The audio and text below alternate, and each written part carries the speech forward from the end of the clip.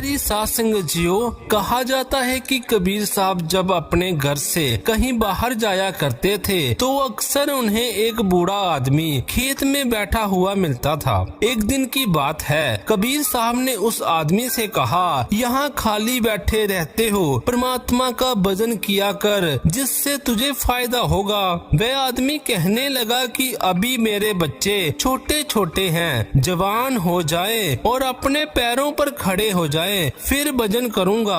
जब बच्चे जवान हो गए, कबीर साहब फिर मिले और कहा भजन किया कर। तो वह आदमी बोला इनकी शादी हो जाए फिर भजन करूंगा। जब बच्चों की शादी हो गई तब कबीर साहब ने कहा अब बता। वह कहने लगा पोतों की खुशियां देख लूं। जब पोते हुए तो कबीर साहब फिर से मिले और कहा अब तो भजन करो। कहने लगा कि पोते छोटे छोटे हैं, जवान हो जाए फिर भजन करूंगा। जब पोते जवान हो गए तो कबीर साहब ने फिर से पूछा तो कहने लगा ये लापरवाह है, रात को सो जाते हैं, अगर मैं ना जागूं तो चोरी हो जाएगी। बहुत समय बीतने के बाद कबीर साहब वहाँ से फिर से गुजरे तो बाबा नजर न आए। पूछा कि बाबा कहाँ हैं? बेटों और पोतों ने कहा वह तो मर गए हैं। तब कबीर साहब ने कहा कि बहुत अफसोस की बात है, बेचारे गरीब आदमी ने अपना सारा जीवन व्यर्थ ही गवा दिया।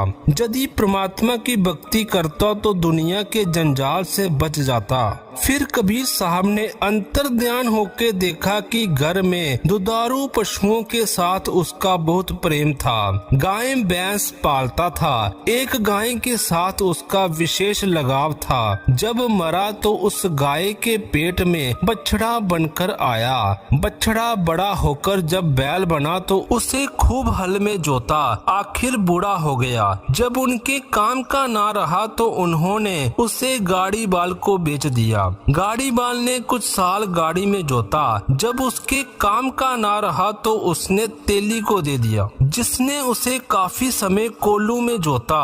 फिर जब उसके काम का ना रहा तो उसने कसाई को दे दिया। कसाई ने मारकर उसका मांस बेच दिया। बाकी चमड़ा नगारे वाले ले गए। उन्होंने नगारे पर मढ़ा लिया। अब खूब डंडे पड़ते हैं। यह सब देखकर कबीर साहब ने कहा बैल बने हल में जूते, ले गाड़ी में दीन, तेली के कोलू रहे, पुन्नी गेर कसाई लीन, मांस कटा बोटी बिकी, चंबड़ मंडी नकार, कुछ कर्म बाकी रहे, तिस पर पड़ती मार। सासंग जी, कहा जाता है जहाँ आसा तहाँ वासा। जहाँ भी दुनिया में हमारा ख्याल होता है अंत समय हमें वहीं जाना पड़ता है। इसीलिए संत महात्मा कहते हैं कि हर समय हमें परमात्मा का सिमरन करना चाहिए।